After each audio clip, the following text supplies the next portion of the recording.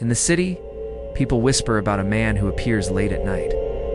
They say he stands completely still under the dim light of a nearby street lamp, frozen and smiling. A wide, unnatural grin stretches across his face, and some have even claimed his teeth are filed to points like those of a shark. They say his eyes are black. Bottomless pits filled with unspeakable things that would drive you mad if you looked into them too long. It's unclear how long he's been there, but when the police have arrived, they found no trace of him. It's as if he evaporated into thin air. But those who have seen him tell a consistent story. He never speaks. He never moves. He only smiles. And that smile sends shivers down their spines because it looks wrong. It looks like something that shouldn't be. Like death warmed over. I'd heard these stories before, of course, everyone had. But I'd always dismissed them as the product of overactive imaginations and cheap thrills. There was no truth to these tales. Just some deranged homeless guy who liked to smile. That was all. I just never thought I'd see him. I thought it was one of those things that happened to other people in other cities. I didn't think he existed.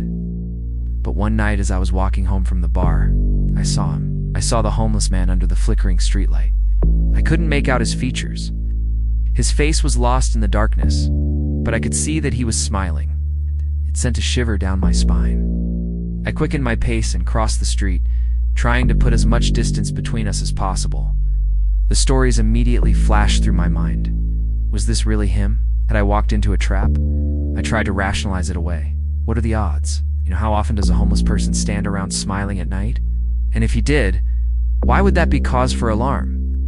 Maybe he was just happy, but then I noticed something odd. He was getting closer. At first it wasn't much, just a few steps that brought him abreast with me. I kept my eyes fixed on the sidewalk ahead. I wanted to turn around and run, but I didn't. I kept walking. If anything, I quickened my pace, trying to shake off whatever unease I felt. Then I heard him speak, or rather rasp.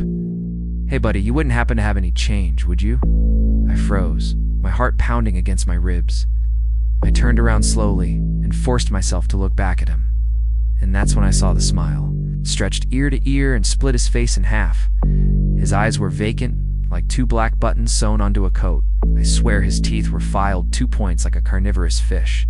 Terror slammed into me, cold and sharp. I wanted to scream, but terror had stolen my voice. All I could do was stare as he took another step closer. Then another, until he was right in front of me. When I finally regained my voice, all I could manage was a shaky, "No, I'm sorry, I don't."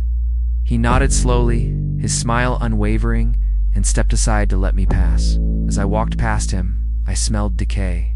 The cloying stench of a corpse left too long in the sun. My skin crawled. I forced myself to keep my eyes forward, not daring to look back for a second. I didn't dare risk seeing that smile again. His raspy voice broke the silence. "You sure you don't have any spare change, son?" I shook my head dumbly, unable to tear my gaze away from the cobblestones beneath my feet. Then I heard him sigh and shuffle away from me. I didn't stop walking. I didn't dare. But as I rounded the corner onto Maple Street, I heard his footsteps on the pavement behind me. Slow dragging steps that seemed to echo in the stillness of the night. I quickened my pace, my heart hammering in my chest. Was he following me? I risked a glance over my shoulder, and there he was. He emerged from the shadows of the alley, his smile like a beacon in the dark. Panic tightened its icy grip around my throat. I ran then, stumbling over my own feet, desperate to escape. I didn't dare look back. I didn't need to. I could hear him behind me, shuffling closer, his footsteps growing louder, more purposeful. I glanced over my shoulder again, and my blood ran cold. He was almost upon me. I could see the crazed look in his eyes, the way his gums were pulled back from his teeth in that grotesque smile. I could feel the stench of decay wafting from him like a miasma. I picked up my pace, desperate to get away, but then I tripped over a loose paving stone and fell hard onto the sidewalk, scraping my palms and sending my phone clattering into the gutter.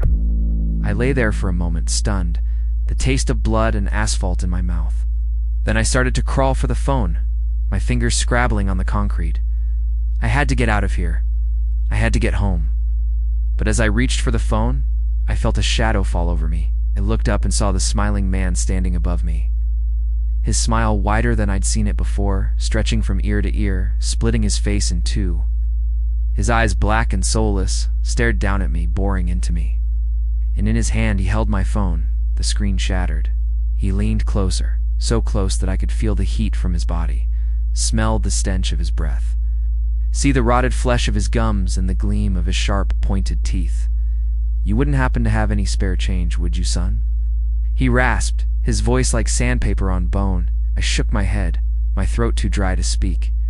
He nodded slowly, his smile unwavering, and dropped my phone back into the gutter. Then he turned and shuffled away from me. I scrambled to my feet and ran after him, my heart pounding in my chest. I had to get away from him. I had to get home. I couldn't let him follow me any further. But no matter how fast I walked or turned corners, the smiling figure stayed close behind. He was always there, emerging from the shadows to stand at the edge of my vision, his smile a constant reminder of my fear. Then suddenly he stopped, turned around slowly, his head a grotesque mask in the darkness, and looked directly at me. His smile widened, stretching taut across his face. It was a smile that promised pain, that spoke of things best left undisturbed. And in that moment, I knew I wasn't just afraid, I was being hunted. I broke into a run, dodging pedestrians and weaving through traffic. But the smiling man didn't chase after me. He didn't need to. He was already inside my head. I could hear his ragged breathing behind me, the scrape of his footsteps on the pavement. I could feel his presence like a shroud, heavy and suffocating. I could almost feel his cold fingers on my neck, squeezing the life out of me. Finally, I reached my apartment building. I fumbled with my keys, desperate to get inside. The door opened and I stumbled through, slamming it shut behind me. I leaned against the door, my heart pounding in my chest, my breath coming in ragged gasps. Then I heard it, a slow dragging sound of footsteps on the pavement outside my window. Slowly, deliberately, the smiling man was climbing the fire escape. I backed away from the door, my eyes wide with terror. I watched as he ascended the ladder, his smile a ghastly apparition in the darkness. He reached the top of the ladder and paused, his silhouette framed in the window. I screamed then, a primal scream that tore from my throat. I pounded on the glass, but it was no use. He was inside my mind now. I could feel his presence enveloping me, smothering me. I could feel his cold fingers digging into my flesh, his lips brushing against my ear, whispering in a voice that promised eternal torment. "You should have stayed outside, son. Now I can't kill you." And then everything went black. If you survive the encounter, you know what I'm about to say? He's still smiling.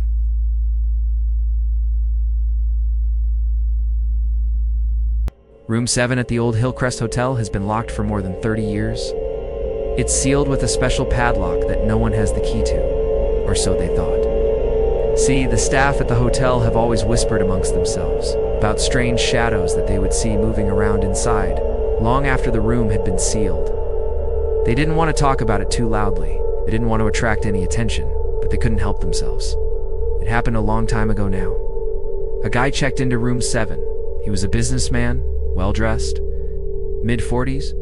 No one knew his name because he hadn't given it when he checked in. He just paid cash for the room and asked for somewhere quiet where he wouldn't be bothered, and he got it. See, room 7 is right at the end of a long corridor on the 3rd floor. There's an old picture of a woman hanging crookedly above the door, and the carpet in the hallway hasn't been replaced in more than 50 years.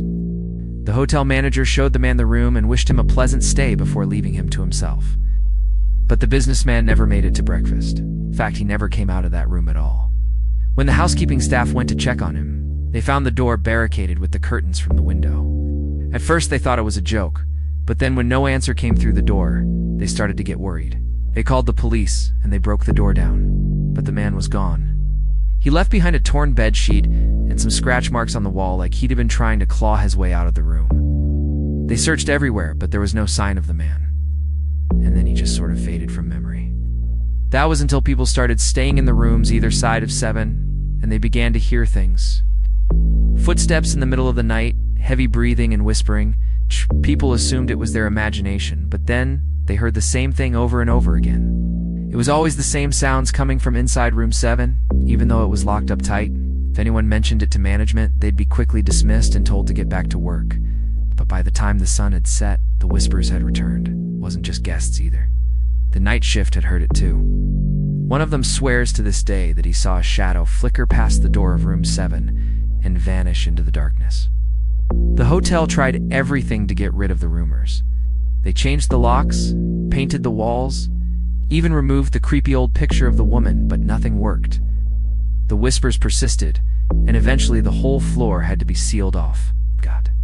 Even the guests staying in the rooms nearby refused to sleep in their beds for fear of what might happen if they closed their eyes, so it remained locked away and shrouded in mystery. Room 7 became known locally as the Shadow Room. Some said it was haunted, others that it was cursed. But no one really knew what was going on, and for more than 30 years, it stood empty and untouched until recently.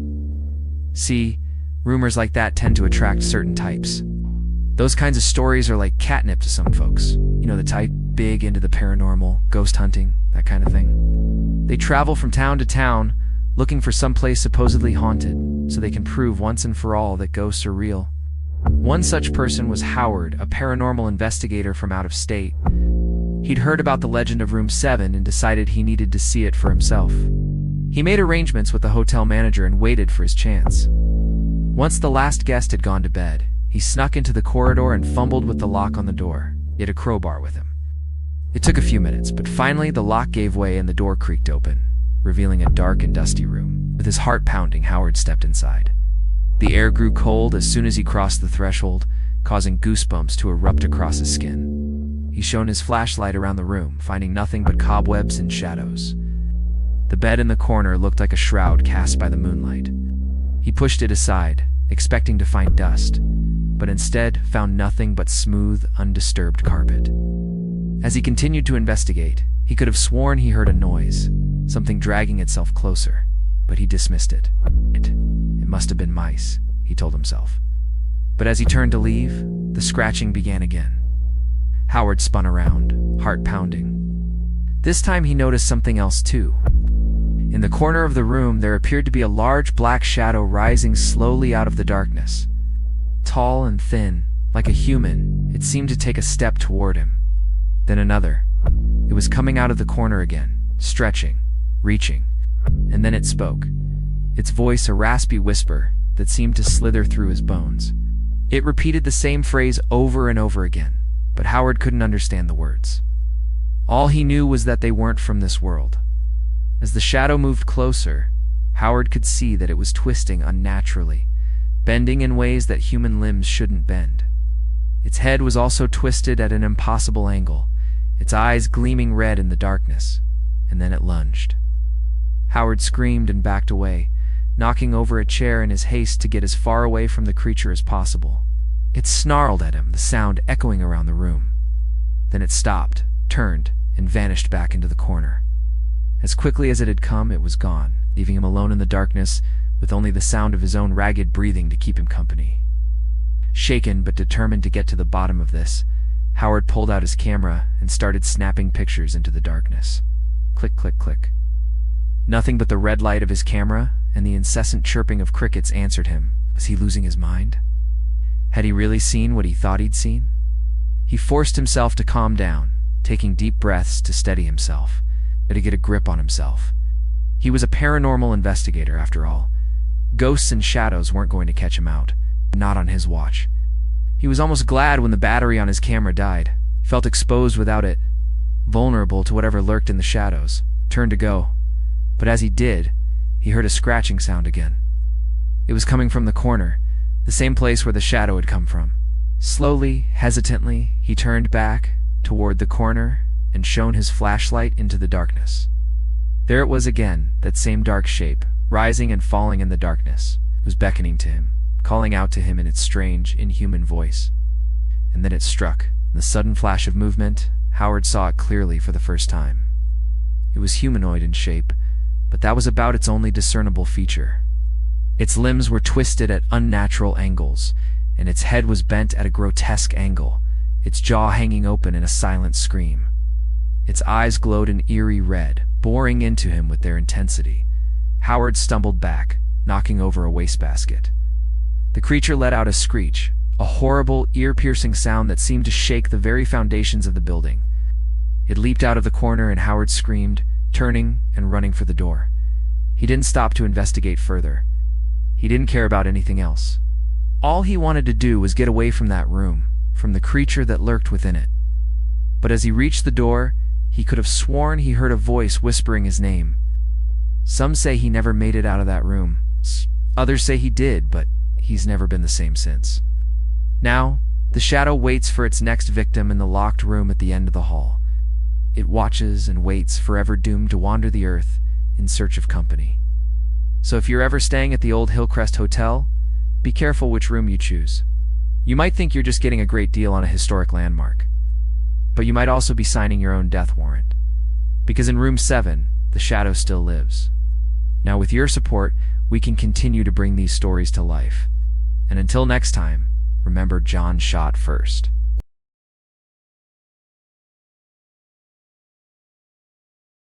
In the heart of the city stands an old building. It's been vacant for decades. No one dares to enter the structure.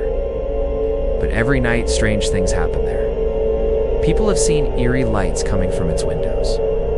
Some claim to have seen shadowy figures moving inside. And those who have stepped foot inside have simply disappeared forever. The question is, what happened to them? To find out, a group of urban explorers decided to investigate. They wanted to get to the bottom of these mysterious occurrences and uncover the secrets hidden within. What they didn't know was that some doors should never be opened. This is the story of the building you should never enter. It all started many years ago when the building was still standing tall and proud.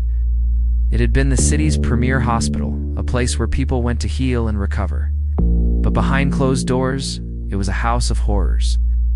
Doctors conducted cruel experiments on their patients, testing new drugs and treatments without regard for their safety. They pushed them to their limits, causing unimaginable pain and suffering. Many patients died under their care, their bodies left to rot in the hospital basement. Their souls trapped between the living and the dead, forever reliving their final moments of agony. As the years passed, the hospital fell into disrepair. The building became abandoned, and locals began to tell stories of strange lights and shadows moving within. People spoke of hearing screams in the dead of night, as if someone were being tortured once again. Doors slammed shut on their own, and cold spots sent shivers down their spines. Some even claimed to see apparitions of the former patients and doctors roaming the halls. But no one knew for sure what was happening inside until now. A group of friends known for exploring abandoned places decided to check out this haunted hospital for themselves. They were eager to capture the paranormal activity on camera for their YouTube channel. But little did they know, they were about to become part of something much bigger than themselves. As they approached the building, an uneasy feeling came over them. The air grew colder, and the wind picked up, swirling around them like a vortex. Despite their apprehension, they continued on, determined to uncover the truth behind the legend of the haunted hospital. Stepping inside, they found themselves in a large entryway with high ceilings and peeling paint. As they ventured deeper into the building, they noticed that everything was covered in dust and cobwebs. Medical equipment lay strewn about, abandoned and forgotten. Felt as though they had just stepped back in time. As they moved through the halls, they began to hear strange noises. Faint screams echoed through the corridors, followed by heavy footsteps. The sound of machinery whirring could be heard coming from the operating room, sending chills down their spines. Was this just their imagination, or was the hospital truly haunted? As they explored further, they discovered strange symbols carved into the walls. These markings were unlike anything they had ever seen before, leading them to believe that they may have been made by patients during their time here. Each room they entered seemed frozen in time, filled with old medical charts and files that detailed the hospital's gruesome history.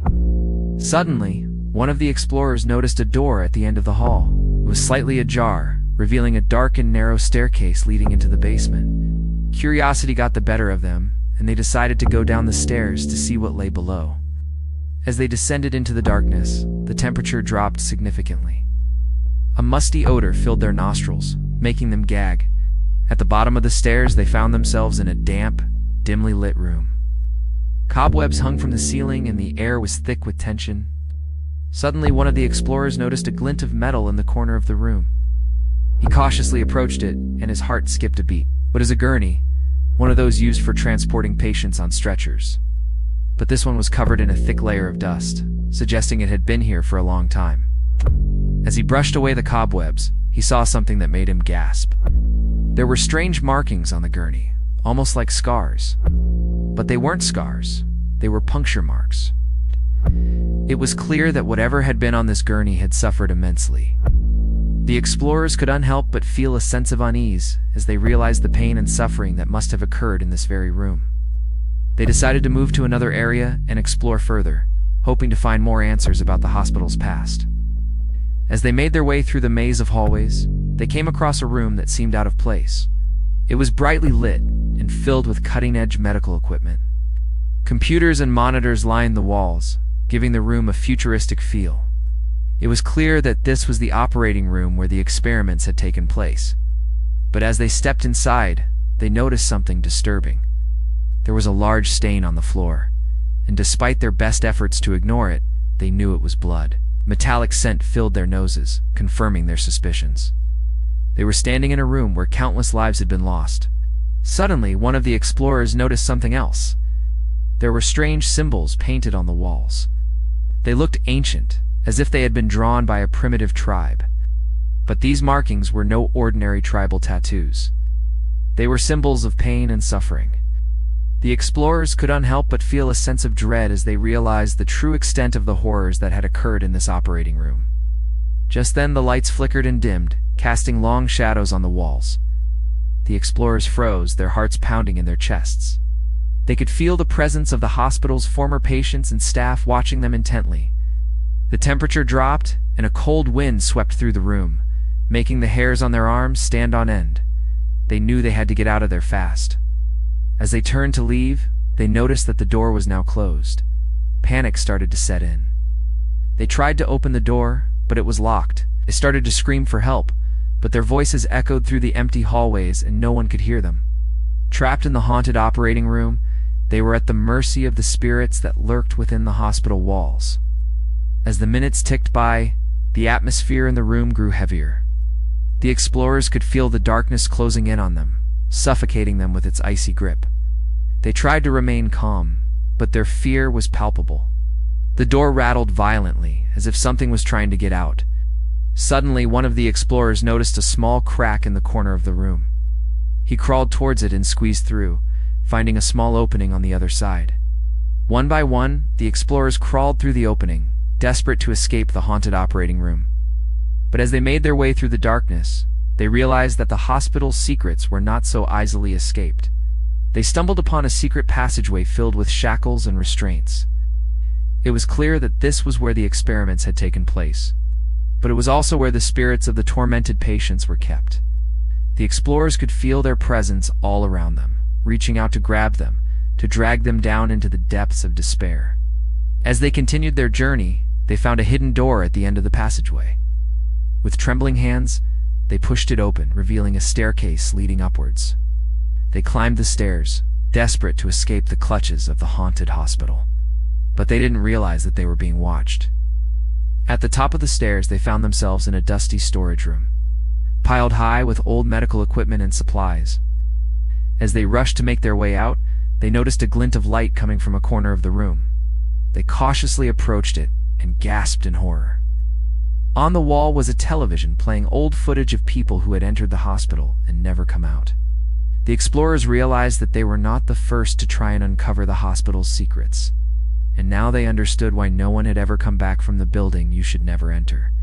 They were trapped forever. Do you dare to enter the abandoned building? Or would you rather stay safe and watch from afar? Let us know in the comments section below. Don't forget to like and share for more terrifying tales.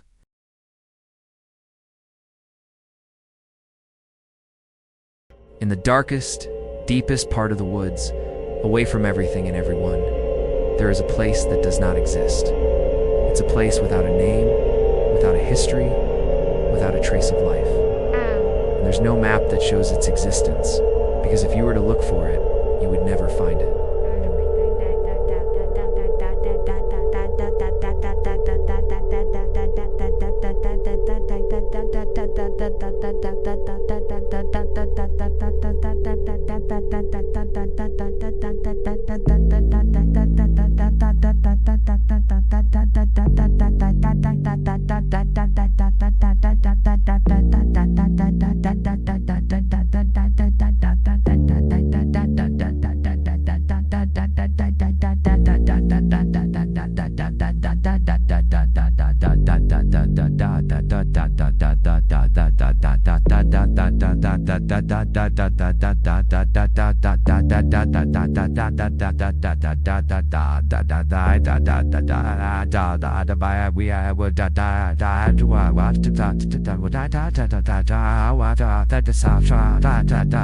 One night when it's like it has always been there.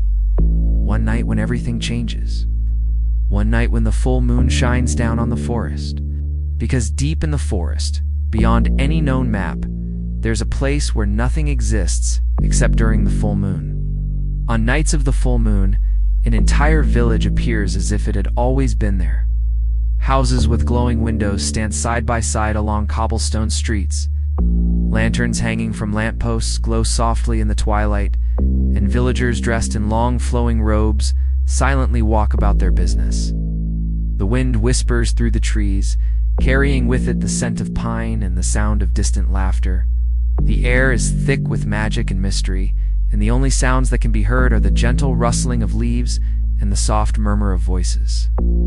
It is a place where time seems to stand still, where the worries and chaos of the outside world fade away, and all that remains is a sense of peace and tranquility.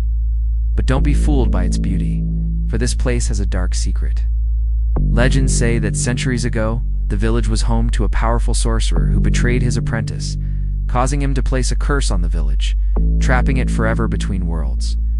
Now, only those who accidentally stumble upon it can experience its wonders, and only at night when the moon is full.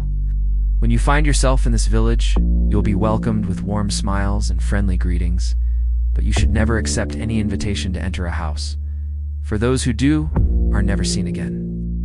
And so the legend goes, warning all who hear it to stay away from the village and its eerie inhabitants. Many have tried to find the village, hoping to witness its beauty or uncover its secrets, but none have ever returned to tell the tale. Some say the village doesn't actually exist, that it's just a figment of the imagination, a dreamlike state that can be experienced only by those who wander into the forest on a full moon night. But there are those who believe that the village is real, hidden away in a pocket dimension, existing outside of time and only accessible through the veil of the full moon. They say that the villagers are kind and gentle, but they are trapped in their own little world, unable to move forward or backward. Then every full moon they are able to interact with the living, but only for a short time, until the sun rises and the veil is drawn shut once again. So if you should find yourself lost in the forest on a night of the full moon, be careful not to wander too far off the path. For if you do, you may just stumble upon the village that doesn't exist, and find yourself forever changed by its magic. If you think this story is scary, wait till you hear the next one. A group of friends decided to go camping in the woods, but soon found themselves lost and wandering around aimlessly. They knew they should stay in their campsite, but their curiosity got the best of them, and they couldn't help but wonder what lay deeper in the forest. As the moon climbed higher in the sky, they started to see strange things, like the flickering light of lanterns and the sound of distant laughter. And then they saw it, a beautiful village nestled in the trees, and they couldn't resist the urge to explore. They walked through the empty streets, marveled at the architecture, and couldn't help but feel a sense of wonder and excitement. Suddenly, one of them spotted a house with its door wide open, and they couldn't resist the urge to peek inside. Inside, they saw a cozy living room with a fire burning in the hearth, and furniture arranged as if someone had just left the room. They could have sworn they heard the sound of footsteps, but when they turned around, they saw no one. As they continued to explore the village, they noticed that there were no people anywhere. But they did find a note that read, "Welcome to our village. We would love to have you stay the night and join us for some food and drink." They felt a sense of unease, but also a sense of adventure, and they decided to stay. They made themselves comfortable in the house, and before long, one of them fell asleep in a chair by the fire. When he woke up, he found that the others were gone, and the house was empty. He looked out the window and saw that the sun was beginning to rise. He ran outside, calling their names, but there was no answer. He looked around and realized that the village was gone. The houses had vanished, the streets were empty, and the forest around him seemed undisturbed. It was as if the village had never been there. He called out for help, but no one could hear him. He was alone in the forest, and he didn't know how to get out. He wandered around aimlessly, and as the day wore on, he started to lose hope. Suddenly he heard a noise in the bushes, and when he turned around, he saw a figure emerging. It was one of his friends, and he looked different somehow. His eyes were blank, and he had a strange smile on his face. His friend approached him and said, "I'm so glad you're awake. I've been waiting for you." He tried to speak, but his friend ignored him and kept walking. "Where are we? What happened?" His friend stopped and turned around. His eyes were still blank, and he gave the man a strange smile. "We're in the village, of course, and I'm sorry, but you can't leave now. You belong here." He tried to stop him, but his friend pushed him away. "Let me go. Please, I want to go home." But his friend just laughed. "You can't go home. This is your home now. You'll stay here with us forever." He tried to run away, but his friend was too strong. He held him down and said, "Don't struggle. It's pointless. You can't leave. You belong here now." He looked into his friend's eyes and saw that there was no one there. He was trapped in the village with a monster that looked like his friend, and he knew that he would never escape. As the sun began to set, the village came alive with strange activity. The houses were filled with strange lights and sounds, and the forest around them seemed to be closing in. He tried to call out for help, but his voice was hoarse from screaming. No one was coming to save him. He was alone. Then he saw his other friends coming out of a house. They too looked strange, and their eyes were blank. They were all trapped in the village now. He watched as they joined the other villagers in their strange activities, and he knew that he would never escape.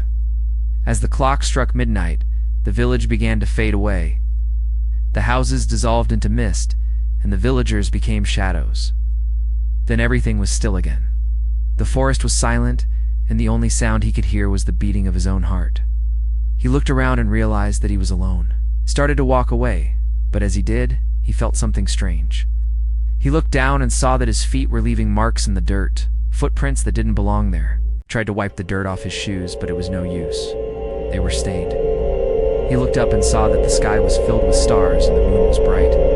He knew that he had only a few hours before the village would come back and take him with it. He had to get out of there, but he didn't know how. He stumbled through the forest trying to find a way out, but it seemed endless.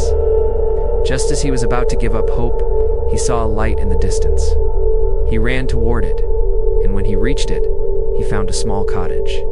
He knocked on the door, and a woman opened it. She looked at him with kind eyes and said, "Come in, child. It's you. You look lost."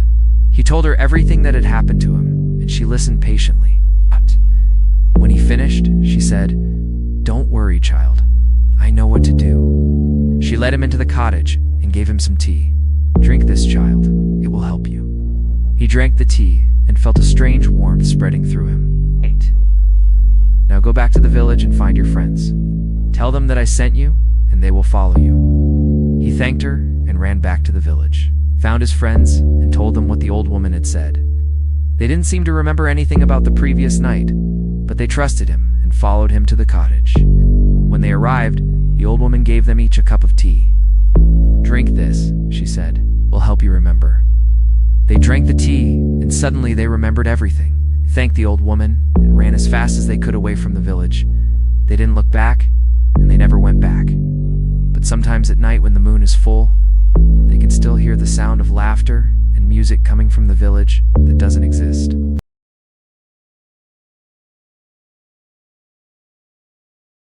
Every night, as people walk home through the quiet streets of town, some claim to hear faint footsteps following them. When they stop, the footsteps stop.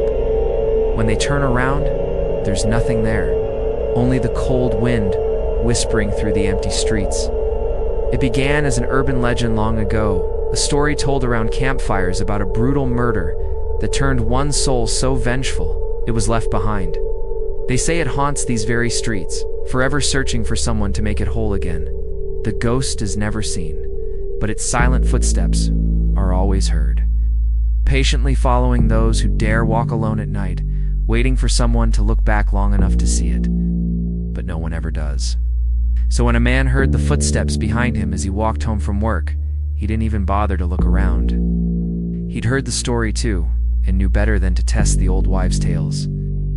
There was safety in numbers, so he kept his head down and hurried along, hoping to get home before his wife went to bed.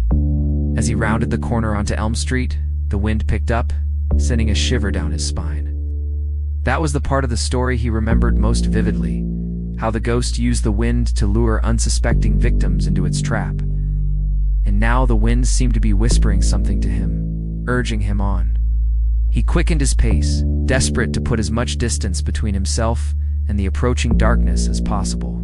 But then he heard it again, the sound that had stopped the hearts of so many before him, footsteps on the pavement behind him. Getting closer, closer, until they were right upon him. Panic seized him. He couldn't run.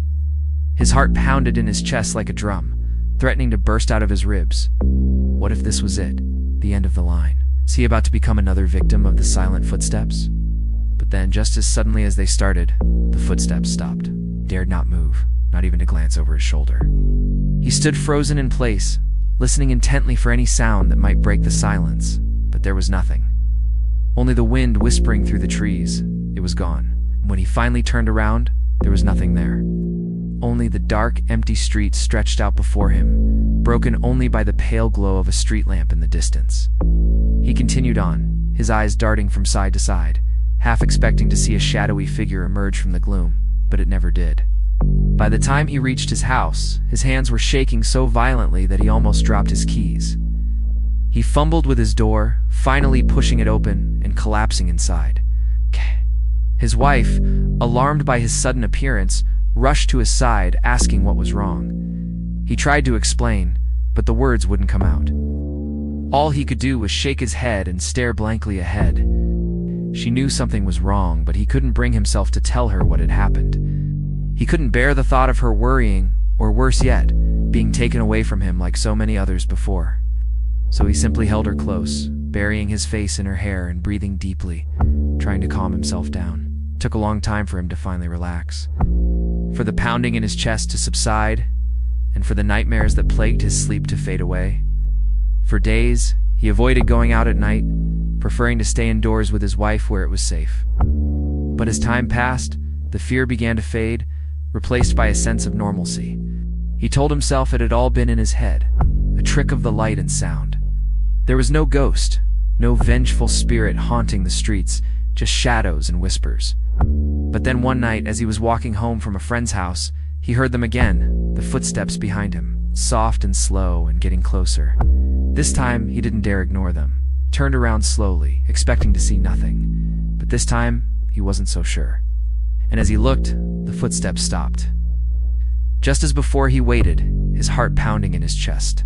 Then he heard a rustle in the bushes. Something moved, and a dark shape began to emerge. Terror froze him in place as the shape grew larger, taking on a human form. The wind picked up, swirling around him, and the hair on the back of his neck stood on end. He could feel the presence of the ghost, its cold, clammy touch seeping into his bones. With a scream caught in his throat, he stumbled backward, tripping over the curb and landing hard on the pavement. Pain shot through his ankle, and he cried out, tears streaming down his face. Then the ghost spoke, its voice a raspy whisper that seemed to come from everywhere and nowhere at once. "Don't be afraid," it said. "I won't hurt you." He wanted to believe it, but he couldn't. He knew the stories, how the ghost lured its victims into a false sense of security before striking. But as the ghost approached, he saw that it wasn't holding anything. No weapon, no chains, nothing. And then he noticed something strange. The ghost wasn't solid, more like a wisp of smoke or a ripple in the water, constantly shifting and changing. It reached out a hand, and he recoiled instinctively.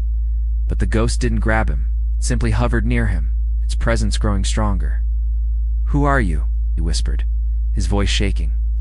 "I am the one who walks behind you," the ghost replied, "the one who waits for you to look back." He wanted to ask more, but the words wouldn't come out. Instead, he stared at the ghost, mesmerized by its ethereal beauty, its sad, haunting eyes. He couldn't help but feel a sense of sympathy for it, a desire to help. "What do you want?" he asked softly. "To be seen," the ghost replied, "to be acknowledged." He knew then what he had to do. He stood up, ignoring the pain in his ankle, and walked toward the ghost. As he got closer, it began to fade, becoming more transparent, until it was nothing more than a faint outline. He reached out a hand and touched it, and the ghost flickered, as if a candle flame had been blown upon by the wind. "Don't leave," he whispered. "Please stay." The ghost hesitated, then reached back, its fingers brushing against his. And in that moment, he felt a surge of hope that maybe, just maybe, he could help it find peace. "I want to help you," he said, "but I don't know how." "You already have," the ghost replied, its voice barely a whisper. "By acknowledging me, by seeing me, you have given me more life than I've had in years." He smiled sadly. "That doesn't make sense." "Doesn't have to," the ghost said, its form flickering.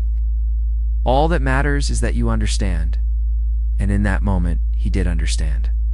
He understood the loneliness of the ghost, the longing for connection, the need to be seen. He understood the pain of being forgotten, of being lost in the darkness. But as he stood there, bathed in the silver glow of the moonlight, he knew he couldn't stay. He had to go home to his wife, to his life. But he didn't want to leave the ghost behind. He wanted to help it, to be its anchor to the world, its lifeline to the living. So he made a promise to return every night and talk to the ghost, to listen to its stories, to be its friend. And as the first rays of sunlight began to peek over the horizon, the ghost faded, becoming nothing more than a memory, a whisper on the wind. He stood there watching it go, knowing that he would see it again tonight, and the next night, and the next, until it was free. And so he kept his promise, walking the lonely path every night, talking to the ghost, listening to its stories. He learned its name, its history, its pain. He learned that it wasn't a monster, but a victim, a soul trapped between worlds, unable to move on. He stayed with it through the darkness, offering comfort and companionship, until finally, one night, it vanished. He searched for it, called out to it, but it was gone, and with it, the footsteps behind him ceased. He continued walking, but it was different now. The street wasn't empty. It was filled with the echoes of laughter, the murmur of voices, the distant strains of music. He could feel the pulse of the city, the heartbeat of humanity, and he was a part of it.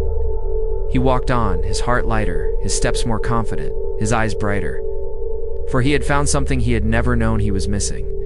A connection to the unseen world, a glimpse of the infinite possibilities that lay beyond.